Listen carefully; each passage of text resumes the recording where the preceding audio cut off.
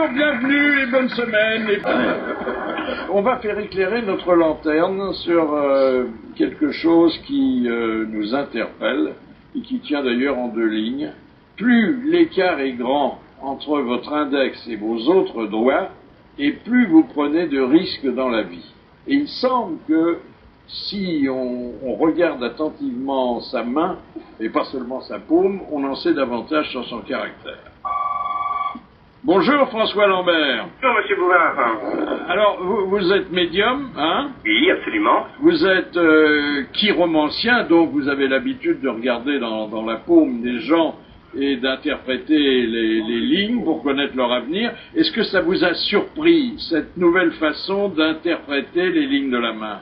Oh non, pas du tout, puisque bon, ligne de la main, c'est vieux de très longtemps, et dans la ligne de la main, on peut voir énormément de choses, la morphologie d'une personne, l'état d'esprit, le tempérament, il y a énormément de choses. Alors, ce qui est nouveau quand même, c'est de noter l'écart entre les doigts. C'est vrai.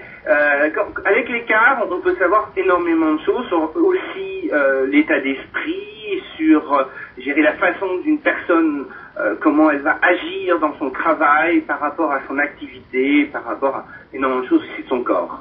Moi, je vais poser une question. La chiromancie, est-ce que c'est quand on lit l'avenir dans le sirop de cassis? Ah, pas du tout. Là, non. C'est à Dijon, la chiromancie. Ça n'a pas encore inventé. Pourquoi pas? Quoi qu'il y a énormément de choses. Hein. On peut lire dans le café, mais on peut lire aussi dans du vin. C'est un support.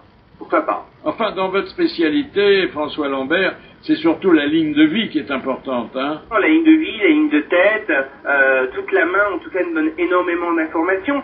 Je dirais que même quand on voit un malvoyant, qu'est-ce qu'il va faire la première chose? Il va essayer de toucher vos mains pour comprendre, pour percevoir, parce qu'il va pas le voir, mais il va percevoir, en tout cas, le caractère d'une personne.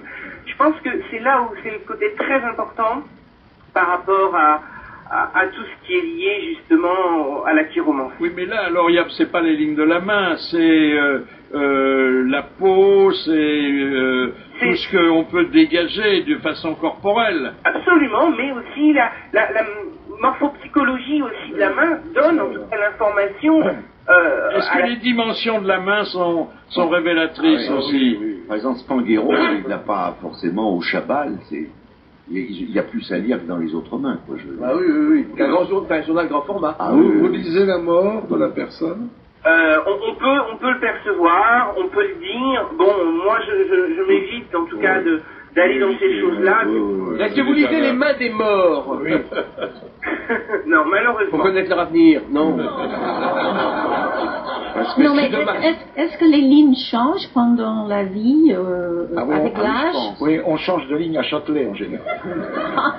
Ok. Les lignes, au fur et à mesure de l'âge, de l'individu, les lignes changent et évoluent. Bon, est-ce que dans la main d'une femme, d'une ménagère de plus de 50 ans, vous lisez le nombre de vaisselles effectuées à la main? On voudrait bien. Il y a la trace du mixeur, en tout cas. Hein.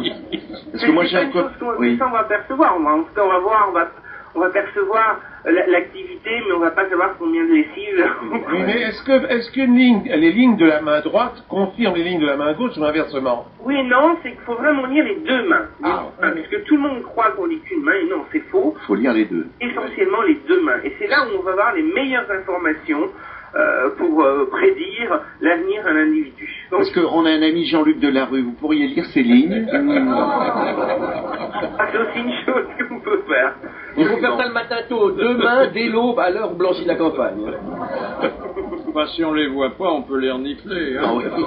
Bon, merci François Lambert, hein, merci.